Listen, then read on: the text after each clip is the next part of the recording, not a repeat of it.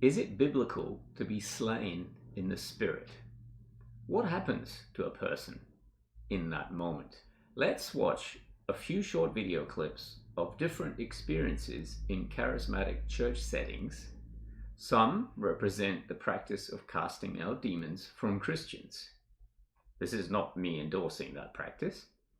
Some represent Christians experiencing the so-called power of God. And finally, some are about Christians being slain in the Spirit. I've mixed them up deliberately. Watch carefully to discern whether you can tell which is which. I believe there is no discernible difference between them all, and this is very disconcerting. After the clips, we will walk through Scripture. I think he's got it. Shake up, Baba. Fire. Place it on another one's head. Fire. Shh. Legacy. Legacy. Loose him. Let him go. Let him go. All hands on deck. We need all hands on deck up here. Loose him.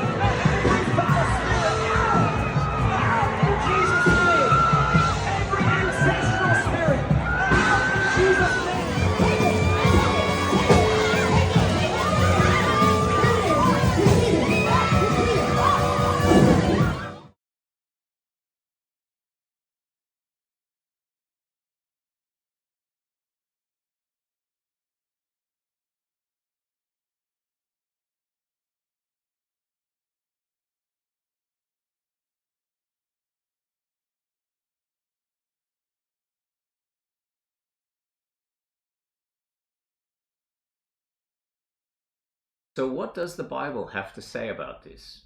Let's walk through Bible passages in the Old and New Testament where people fall to the ground in some way when they meet an angel or Jesus.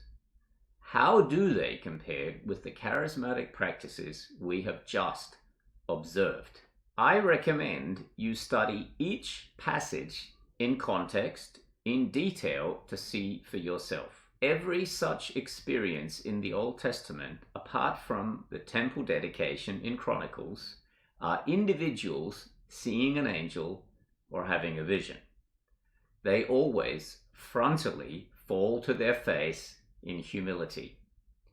They are always picked up by an angel, never pushed down. Even the temple dedication, no humans ministered to them.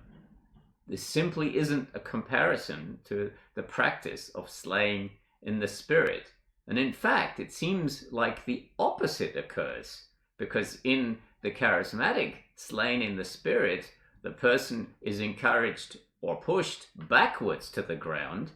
In the Bible instances, people fall forward and the angel lifts them up. Again, I recommend you study each passage in context, in detail, to see for yourself. You can simply stop the video and read each passage. Most are, again, individual visitations, and again the recipients all fall face down forward and are told not to fear and lifted up. The only time a group falls down are the soldiers in the Garden of Gethsemane. These are unbelievers, and they fall of their own accord in shock. This is hardly a comparison to the New Testament church gathering. So what do these passages have in common? The only passage that is like a church gathering is 2 Chronicles, the temple dedication. No one lays hands on them. No man ministered to them. All the other incidences are individuals receiving special revelation from God of some kind. There is simply no comparison to the church charismatic slain in the Spirit concept.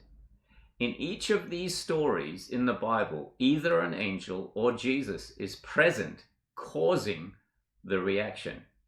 There is not a single event in the New Testament Gospels, the book of Acts, or the epistles where Jesus or the apostles minister and people fall down and writhe on the ground. The notion or idea of slain in the Spirit does not exist anywhere in the Bible. Outside of Scripture is the zone of emotion, suggestion, and manipulation.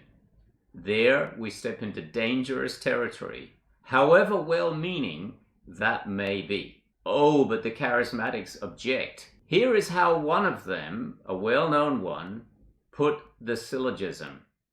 Syllogism simply means premise, premise, conclusion. Premise 1, God manifests his presence. Premise 2, God's manifested presence can cause a physical reaction. Premise 3, the Spirit dwells in us. Conclusion, therefore being slain in the Spirit is biblical. That alone sounds plausible, but I would caution you that the opposite is true as well. The objection raised is like a double-edged sword, cutting both ways. Evidence of this is seen in Mark chapter 9, verse 20. The Spirit threw him into a convulsion, falling to the ground. The best and safest way to find out whether a practice is an applicable behavior for the church is to read the epistles of the New Testament and see how the apostles taught church. Satan himself is transformed into an angel of light. We would do well to remember this warning in Paul's second letter to the Corinthian church. Scripture is the only safety net we have as believers.